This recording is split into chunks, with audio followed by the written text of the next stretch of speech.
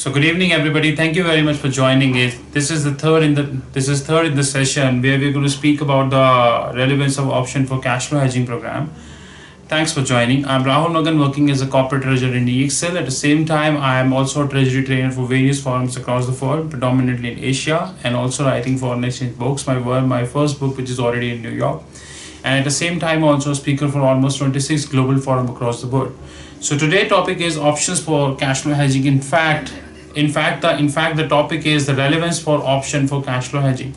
What do you mean by option contract? Like yesterday we discussed about what do you mean by cash flow hedging. Cash flow hedging is nothing but hedging of your receivables and payables which are forecasted in nature.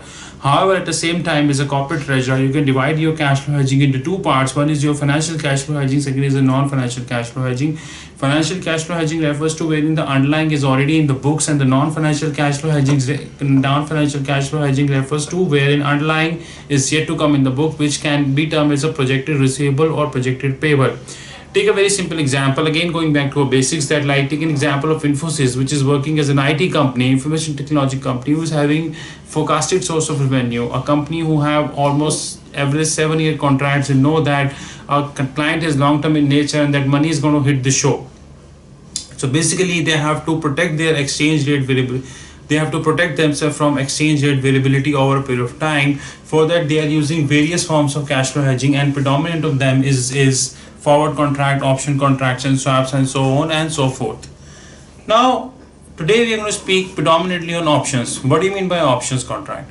Options refers basically, what do you mean by option? Why there is a dire need for option contract? Options refers to the biggest difference between option and a forward contract is that option, you have a right but not an obligation to perform. However, in forward contract, you have an obligation to perform. Now, option can be cancelled as well as option can be rolled over. However, same time, forward can only be cancelled and forward can only be cancelled, and they can also be rolled over. But in majority of the cases, we have seen people are honoring their contract. So as in option in India, there are only one form of option which is applicable, which is known as European option. European option refers to option contracts which basically have only one maturity date. So options are options are divided into two parts. What do you mean by call option? Second put option. Call option refers to the bullish people, for importer who think the currency would go. Take a very simple example, Larsen and Toubro, who's having long-term import payable contracts, and they really think that they have to hedge their long-term payables using option contracts. They don't want to enter into any kind of obligation, rather than they want to have a right. You're right that they have to pay some form of premium for that. So in that regards, they'll go for a buy call contract wherein they pay some money to a bank. And once they pay some money to a bank, they'll get a right to buy the currency from a bank. Now, put option is for bearish people. Bearish people, or it is also known as an insurance contract. Take an example of an exporter who is having a view that USD INR is trading at 60, it will go to 55 because of the new government, new performance. So he really want to lock himself for that. He want to go for a contract called buy put, wherein he'll get a right to sell to bank at 58. Now this 58 is out of the money. Like we spoke yesterday, options are divided into two parts, which is call option and put option. They further categorize into two individual parts. What do you mean by buy call, sell call, buy put, sell put, and then these all four further categorize into three individual parts, which is known as your in the money, at the money, out of the money. Now take one more example. These entire gamut. Basically, as a corporate treasurer, if you want to hedge your receivables and payables using option contract, then you have two ways to hedge.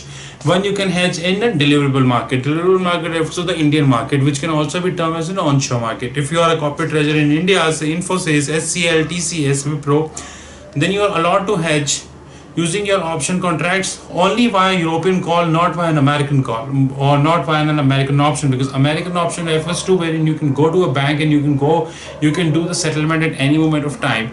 There is third form of option, which is also known as Bermudan option. Bermudan option refers to wherein you have specific maturity dates. Now take an example, very simple example. In European option, you have only one maturity date. In American option, you can settle your contract anytime, and in Bermudan you have 3 or 4 specific dates to honor your contract. Covering all, if you're an Indian treasurer and you want to hedge your option contract, then the one way is known as deliverable option contracts. Deliverable option contract refers to, take an example, if Wipro Technologies, which is an IT company in India, want to sell $1 million to a bank via buy put contract of say 58. It means Wipro is having a right to sell $1 million at 58, and for this Wipro paid some amount of money. Now that amount of money is known as a premium in the books of Wipro, and Wipro is having right to amortize this premium in the books. At the same time, Wipro has decided to deliver the $1 million to a bank, and for which they will get $58 million, provided INR would end up at 58. If INR would end up at 60, then Wipro would let this option worthless and sell this in the market. However, at the same time, they have to forgo the premium in their books. It's going to be the maximum loss Wipro is going to have. And if rupee will end up at 54, then Wipro will sell at 58 to bank, and they would have a gain of 4 rupees. So in all the ways, Wipro is protected. However, in case of the non-deliverable forward contract, which is also refers to as an offshore market, predominantly we have few offshore markets. The one offshore market is known as Singapore.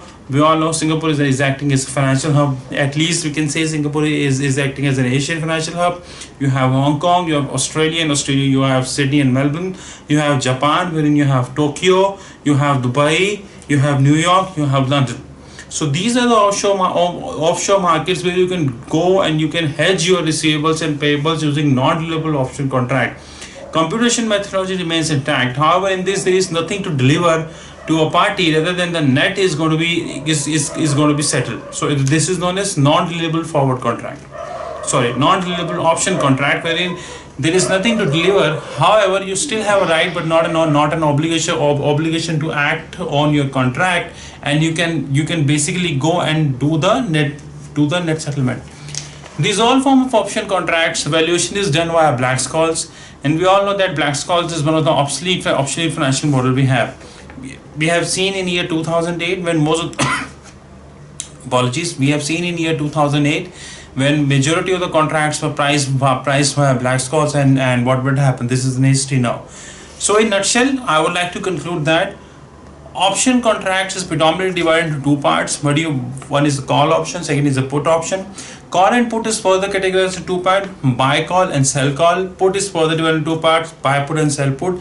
These three on the moneyness are divided into three parts: in the money, at the money, out of the money. In the money means you are making money, you're minting money. At the money means you are not minting money, and out of the money means you are losing the show.